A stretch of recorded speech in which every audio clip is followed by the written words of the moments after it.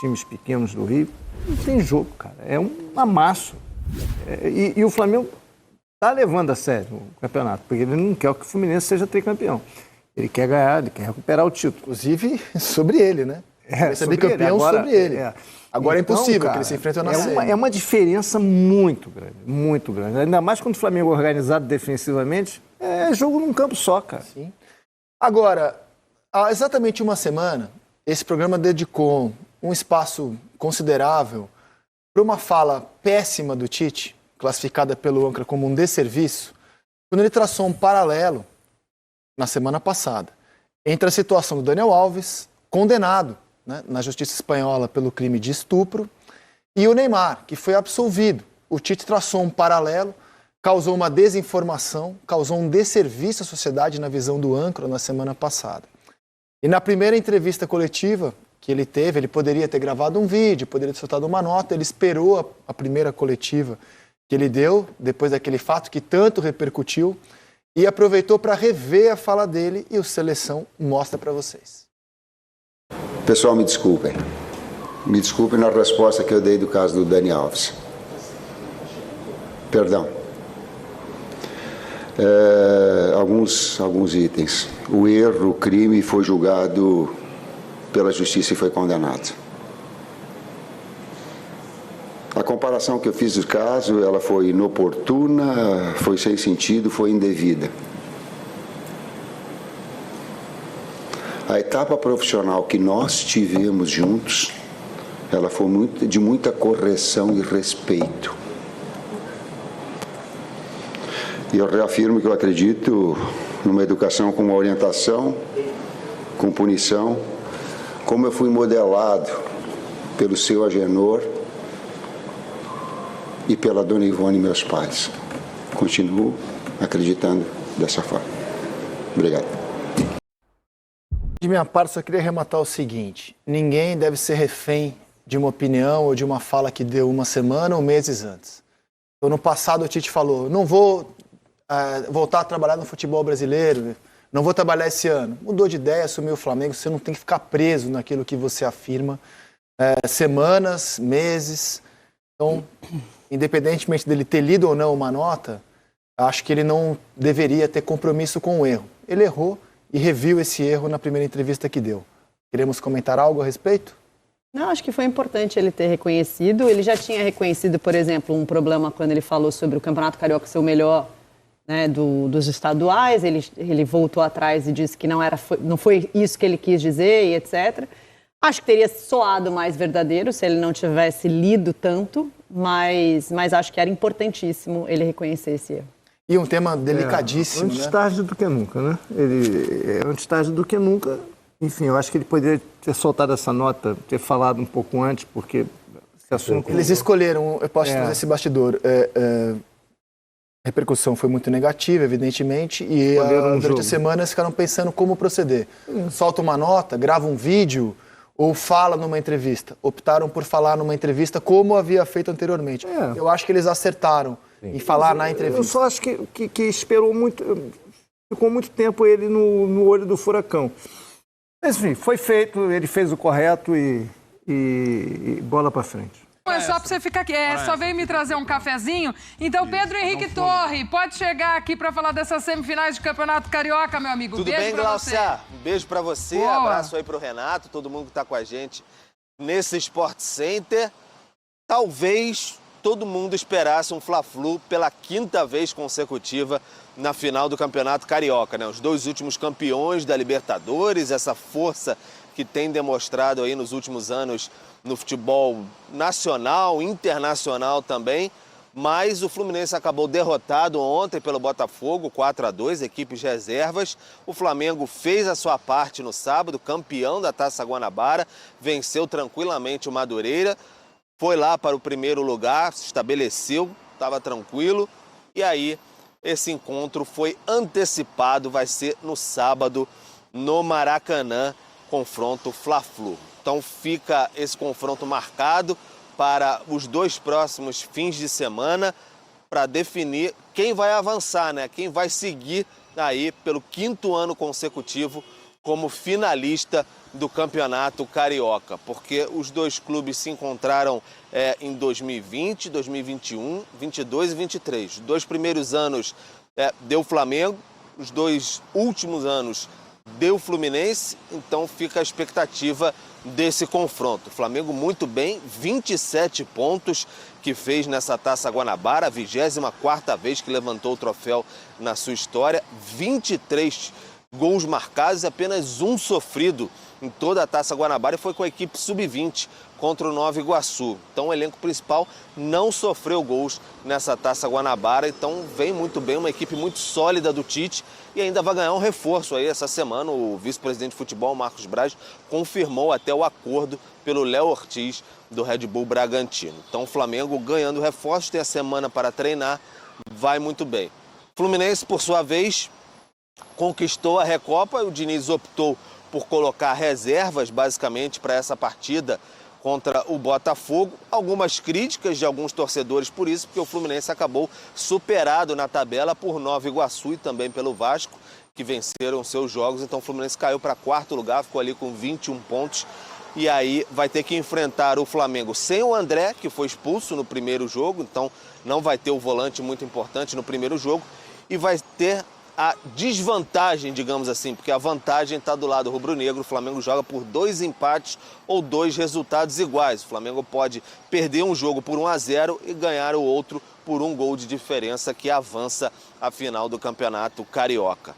Então vai ser interessante esse confronto de irmãos ali, como a gente diz aqui no futebol carioca, né? Fla e Flu, semifinal, que se esperava, claro, ser uma final do Campeonato Carioca. Gláucia. Boa, Pedro Henrique Torre trazendo as informações desta semi do Carioca. Beijo pro William que deixou o cafezinho aqui, já tomei meu cafezinho, tranquilo pra gente seguir nosso Sport Center. Então coloca aí na tela estes confrontos. Renato Rodrigues, como muito bem pontuou aí o Pedro, já na semi, esse encontro, este Fla-Flu, coisa que esperada para uma decisão, mas assim ficou essa semifinal de Campeonato Carioca com o Nova Iguaçu aí como grande surpresa na parada. É isso, a gente já tem essa semifinal grandona, né, de Fluminense e Flamengo, Flamengo e Fluminense. Um Flamengo que continua defensivamente mostrando uma consistência muito grande, né, o time está muito ajustado, vem crescendo, cada vez mais com a cara do seu treinador, a gente vê o tal do equilíbrio no time. Um Fluminense que segurou boa parte dos seus jogadores, né, agora contra o Botafogo. Mesmo assim, colocou em campo Renato Augusto, Douglas Costa, o time reserva do Flu tá bem bom também. Começando a entrar na mesma vibe do Flamengo, né, Renato? Sim, Até sim. quando precisa entrar com um time alternativo, tem grandes nomes, né? Mas vai ser, assim, é um teste bem interessante para os dois times, porque assim, o Fluminense vai enfrentar a melhor defesa, talvez, do país hoje. Se a gente olhar para retrospecto, para organização. E o Flamengo vai pegar um time que joga com a bola, que sabe, que envolve, que joga muito curtinho, que vem trocando passes, que tem muito volume ofensivo.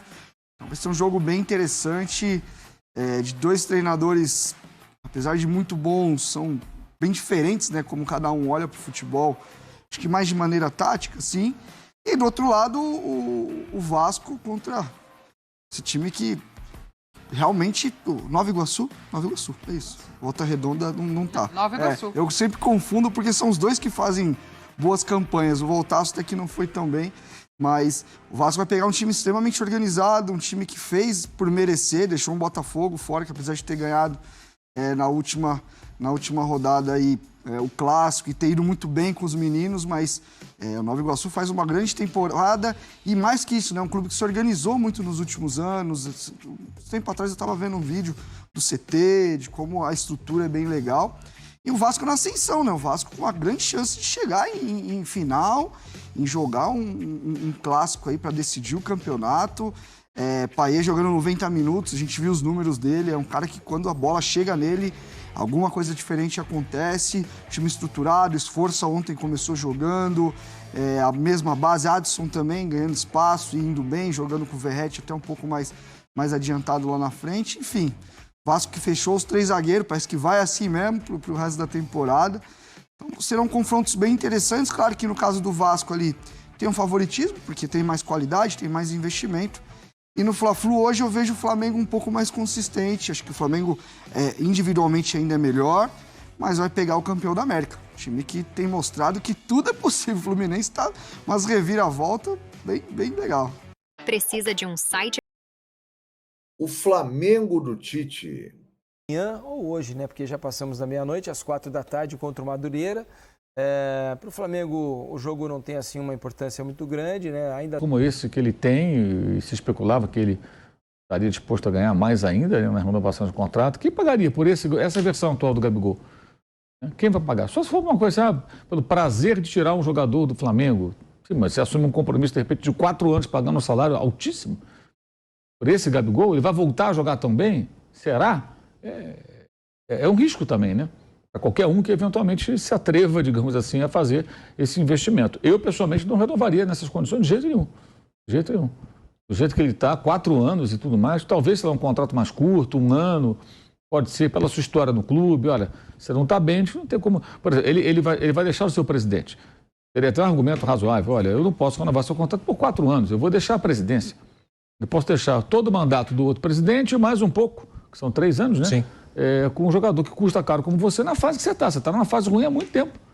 Essa conversa é uma conversa profissional, você pode dificuldade de tê-la, né? Então, a nossa proposta é 1 ano de contrato. E mantém até os ganhos dele, como está e tal. É caro, mas ele tem uma história no clube e tal, tudo bem. Mas 1 ano de contrato, para você poder se recuperar. Aí, se você estiver bem, né, você vai fazer um contrato melhor com o próximo presidente para os outros 3 anos, ou 4 anos. Ou então, algum clube pode se interessar por você. Então, do jeito que está... Aí ele pode chegar e falar, não, eu não quero, porque eu já tenho sondagens e tudo, prefiro ficar aqui livre do mercado. É um direito que ele tem de fazer o que achar mais conveniente. A grande questão do Gabriel é essa. Quem pode, tirando quem é fã incondicional e fala por falar, né? Porque assim, o torcedor, não, tem que renovar, o Gabigol é ídolo, tudo bem. Para o torcedor é fácil falar, mas o dirigente tem que tomar a decisão. E se o cara continuar sendo reserva, 1 ano, 2 anos, 3 anos, você vai ficar pagando um dinheirão para um cara que é reserva? É difícil a decisão, não é simples, não. Bruno Prado, Flávio, sobre esse assunto, o Corinthians já mostrou interesse no Gabigol, mas, sei lá, fico pensando, Palmeiras pode ter esse prazer aí de tirar um jogador do Flamengo. O Mauro falou, quem vai pagar o Gabigol? Corinthians não, ele pode até contratar, mas pagar não vai pagar, não. É porque é uma metodologia diferente, né? Pagar não, mas pode contratar, de repente, por que não, né? 1 a mais, 1 a menos. Como o Igor Coronado, segundo o próprio clube, custa cerca de 2 milhões mensais, eu não acho que seria nenhum absurdo o Corinthians contratar. Contratar sim, pagar já é outra coisa. Pode acontecer. Então essa que é a questão. Agora, também tem outra questão, né? Você vai trabalhar no Corinthians, você sabe que... Peraí, Jotinha, já em pleno... Você não vai ter um time tão forte. O Corinthians não tem condição de montar um time forte como o Flamengo tem hoje, ou como o Palmeiras tem hoje. Não tem condição, essa que é a verdade. Não tem a menor condição. Então você vai trabalhar numa outra realidade. Tudo isso ele tem que fazer a escolha. Caso tenha essa proposta de fato, né? Caso a proposta aconteça. Que eu acho até que pode acontecer. Porque aí seria aquela coisa, os dirigentes do Corinthians têm a cabeça muito dos anos 70, né? Então aquela coisa assim, não, o impacto, vamos trazer um jogador de impacto. Isso não adianta nada, tem impacto numa semana. Depois, se o cara não jogar nada, o impacto é o quê? Pô, estão pagando um dinheirão, o cara não faz gol, não joga. E o caso do Gabriel é um caso de fato muito misterioso. Ele tem 27 anos e ele parece um jogador que está com 37. Ele entra em campo, não acontece nada, gente, nada. Não tem uma jogada, não faz um gol, não tem nada. Não sei o que ocorre, sinceramente não sei. E ele está mais empenhado, está se esforçando, está treinando, você percebe que parece mais melhor fisicamente, mas, enfim. Há um estudo, Pedro, até o Bruno está, mas tem até exemplos, né? De que hoje o jogador começa a carreira muito mais cedo, né? Ele é exigido mais cedo. O Hendrick já tem uma cobrança de profissional há bastante tempo e tem só 17 anos. Então o cara começa muito antes a ser mais exigido. E também ele fica com o saco cheio mais cedo. Sabe, chega num limite mental muito rapidamente, aí larga. E vários jogadores do futebol brasileiro têm acontecido esse fenômeno. Do futebol mundial, na verdade, né? Exceções são Messi e Cristiano Ronaldo, são ETs, mas o Bruno tem até alguns exemplos, né, interessantes. Hazard, Pogba, que pegou agora 4 anos de suspensão. Tem alguns jogadores que estão ali na faixa dos 30 que começa a ter uma queda de desempenho, né? Os brasileiros, né? O Ronaldinho. Kaká, todos eles disputaram a sua última Copa Na faixa dos 30, às vezes até um pouco menos que 30, 28 anos. Ronaldinho, Kaká, Adriano, esses caras disputaram suas últimas, Ronaldinho Gaúcho, né, já citei, essas últimas Copas do Mundo próximo dos 30, né, e o Gaúcho até menos, o Adriano também menos de 30. Então, pode sim uma queda, pode acontecer uma queda não só da parte física, mas às vezes da parte mental, e não é que o cara não quer mais trabalhar, às vezes assim, ele não consegue mais ter o mesmo foco, a mesma dedicação quase que integral. Às vezes o Hazard deu uma entrevista sobre isso, né? Que ele falava, quando eu estava de folga eu gostava de sair, tomar alguma coisa com meus amigos, beber alguma coisa, e o jogador e o Cristiano e o Messi acabam sendo exemplos de longevidade, e principalmente o Cristiano é aquele cara que vive para isso, né? Vive o tempo inteiro naquilo. Claro que é um profissional do futebol, mas nem todos conseguem assim, ter a mente totalmente o tempo inteiro focado. Não é que o cara não está trabalhando, ele está fazendo o trabalho dele, mas às vezes não consegue se concentrar como antes, não consegue se cuidar como antes, dá uma relaxada quando tem um momento para isso. O De Bruyne deu uma entrevista comemorando a contusão longa que ele teve. Ele pôde ter um tempo, né? Fazia tempo que eu não conversava com a minha família, com os meus filhos. Ele até, de uma certa forma, comemorou essa contusão. Foi o tempo dele respirar com a família. Então o cara começa muito cedo, exigido muito cedo, de repente para antes do normal, né, de render. E o Gabigol até um cara que eu tinha uma dúvida, eu comentava sobre esse ano passado, que foi um ano muito ruim. Aí, acho que esse ano de 24 é um ano importante para entender se 23 foi uma exceção, que aí pode ter a ver, ele chegou a falar numa dessas entrevistas que ele deu em podcast, que ele teve um problema muscular, podia ser por isso, podia ser porque o time não andou bem, podia ser por relacionamento, enfim, ou perdeu a confiança, assim, um ano ruim, às vezes tem um ano ruim. Mas se ele faz um 24 ruim também, aí já é um outro sinal. E por enquanto, é um começo ainda, é um 24 ruim dele, né? Se ele tiver um segundo ano com um desempenho bem abaixo, aí já pode ser uma outra coisa, assim, uma queda que não é necessariamente física, porque ele tem 27 anos, mas pode ser um pouco nessa parte mental mesmo. E aí é uma situação um pouco mais complicada, né? É um jogador que tem um contrato de um ano, hoje não tem como o Flamengo fazer assim uma proposta de um salário de uma superestrela. Não tem como fazer isso. Pelo desempenho, como o Mauro falou, ele é um reserva hoje. Saudações rubro-negras, sejam todos bem-vindos e bem-vindas ao nosso canal Mengão News Oficial. Pessoal, comente aí o que você achou das notícias, né? O Flamengo aí que vem muito forte, né? Tentando a contratação aí do William Carvalho. É só o que tá falando agora a mídia, né? Flamengo com muito dinheiro para poder estar investindo. E eu quero saber a sua opinião, o que você acha a respeito dessa contratação do William Carvalho. Comente aí, torcedor, e deixa a sua opinião, que é muito importante, beleza?